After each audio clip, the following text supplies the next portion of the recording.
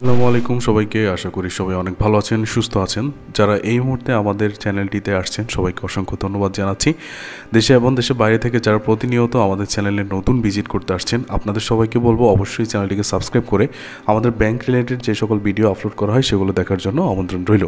আজকে খুবই গুরুত্বপূর্ণ একটি বিষয় আলোচনা করতে যাচ্ছি, সেটা হচ্ছে বিগত কয়েক মাস থেকে আপনারা জানেন যে বাংলাদেশে যে তারল্য সংকটে ভুগতে থাকা যে ব্যাংকগুলো রয়েছে, সেই ব্যাংকগুলোর অধিকাংশ গ্রাহক কিন্তু তারা ব্যাংক থেকে যথার্থ পরিমাণ টাকা উত্তোলন করতে পারছে না।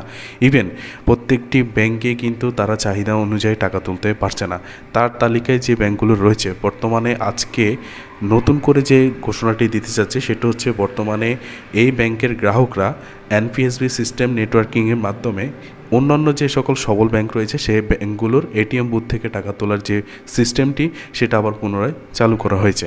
তো আজকে আমরা দেখে নিতে চাই যে কোন ব্যাংকগুলো এখন বর্তমানে আপনাদেরকে যে তারল্য সংকটে থাকা যে ব্যাংকগুলো রয়েছে সেগুলো এখন তুলতে পারবে। তার ধারাবাহিকতায় একটি ব্যাংকের কথাই সব থেকে সামনে এসেছে, সেটা হচ্ছে ইউনিয়ন ব্যাংকের কথা। অনেকে আমাদেরকে কমেন্ট করে জানিয়েছেন যে ইউনিয়ন ব্যাংকে এখনও পর্যন্ত সঠিকভাবে টাকা দিতে পারছে না।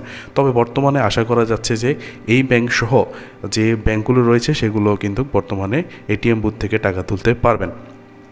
তো আমরা যদি একটু খেয়াল করে দেখি, এখানে দেখতে পাচ্ছেন যে এনপিএসবি নেটওয়ার্কের আওতাভুক্ত এটিএম বুথের লিস্টগুলো এখানে দেওয়া আছে। প্রথম সারির যে ব্যাংকগুলো রয়েছে সেগুলো দেখতে পাচ্ছেন Jamuna Bank, City Bank, Dutch Bangla Bank, Exim Bank, Mercantile Bank, South East Bank, Bank Asia, Trust Bank, IFIC, BRAC Bank, AB Bank, Eastern Bank, One Bank, Prime Bank, মেঘনা Bank, Mutual Trust, Community Bank, Agrani Bank, Midland Bank, Madhumati bank.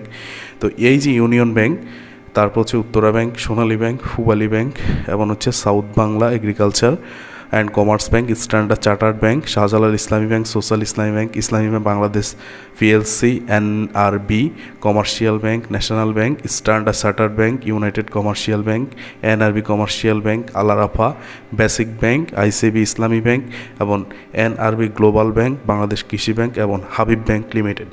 এই ব্যাংকগুলোর ATM booth থেকে বর্তমানে তারল্য সংকটে ভুগতে থাকা যে ব্যাংকগুলো আমরা দেখতে পাচ্ছি সেটা হচ্ছে union bank, national bank, social ইসলামী ব্যাংক এবং আইসিবি ইসলামী ব্যাংক। এই চারটি এবং আরও কয়েকটি ব্যাংক আছে যে ব্যাংকগুলো কিন্তু বর্তমানে যে টাকা দেওয়ার কথা বা চাহিদা অনুযায়ী গ্রাহকের টাকা দিতে পারছে না। তবে বিগত সময় কিছুদিন আগে আমরা দেখেছি বাংলাদেশ ব্যাংক থেকে নতুন টাকা চাপিয়ে কিন্তু বর্তমানে তারল্য সংকটে থাকা ব্যাংকগুলোকে সহায়তা করছে। আর সেই সহায়তার ধারাবাহিকতা নিয়েই কিন্তু আজকে এই যে দুর্বল ব্যাংকগুলো রয়েছে সেই ব্যাংকগুলো কিন্তু এনপিএসবি নেটওয়ার্ক সিস্টেমে যেটা বন্ধ ছিল এতদিন সেটা কিন্তু পুনরায় চালু করেছে এবং ওই ব্যাংকের গ্রাহকরা বর্তমানে কিন্তু এখন এই ব্যাংক যেগুলো দেখতে পাচ্ছেন লিস্টেড, এই ব্যাংকগুলোর মাধ্যমে কিন্তু তারা চাইলে টাকা তুলতে পারবে। যদিও টাকার পরিমাণ হয়তো বা একটু কম হতে পারে, তবে টাকা তুলতে তারা চাইলে এটিএম কার্ড দিয়ে বা এটিএম কার্ড, ভিসা কার্ড অথবা হচ্ছে ক্রেডিট কার্ডের মাধ্যমে কিন্তু এই এটিএম বুথগুলোতে ট্রানজ্যাকশান করতে পারবে। তা আশা করি বুঝতে পেরেছেন পুরো ভিডিওটি। আশা করি এটা বিশেষ করে যারা তারল্য সংকটে ভুগছেন যে ব্যাংকগুলোর গ্রাহকরা আছেন, আপনারা অনেকেই আমাদের কাছে প্রশ্ন করতেছেন যে ব্যাংকগুলো কখন থেকে টাকা ঠিকমতো দিতে পারবে। আসলে এটা যদিও একটু সময় সাপেক্ষের ব্যাপার, তবে আশা করা যাচ্ছে যে বর্তমান সময়ে আমরা যেটা দেখি বা খেয়াল করে দেখেছি বাংলাদেশের ব্যাংকের সহযোগিতা অনুযায়ী বর্তমানে যে তারল্য সংকটে থাকা যে ব্যাংকগুলো আছে তারা কিন্তু ইতিমধ্যে সরাসরি কাস্টমারদেরকে এখন চাহিদার অনুযায়ী টাকা দেওয়ার চেষ্টা করছে। ইভেন এর পাশাপাশি রয়েছে ফার্স্ট সিকিউরিটি ব্যাংক, তারা কিন্তু ইতিমধ্যে রিকভার করে তাদের গ্রাহকদেরকে টাকা দিচ্ছে। সোশ্যাল ইসলামী ব্যাংক সহ অন্যান্য যে দুর্বল ব্যাংকগুলো ছিল তারা কিন্তু ইতিমধ্যে টাকা দেওয়া শুরু করেছে। তাই এই নিয়ে আশা করি অনেকে দুশ্চিন্তার মধ্যে ছিলেন, দুশ্চিন্তার কোনো কারণ নেই। আশা করি সকল ব্যাংক একটু সময়ের মধ্যে ঠিক হয়ে যাবে, আপনারা শুধু ধৈর্য ধরতে হবে। সবাইকে অসংখ্য ধন্যবাদ। আসসালামু আলাইকুম ওয়া রাহমাতুল্লাহ।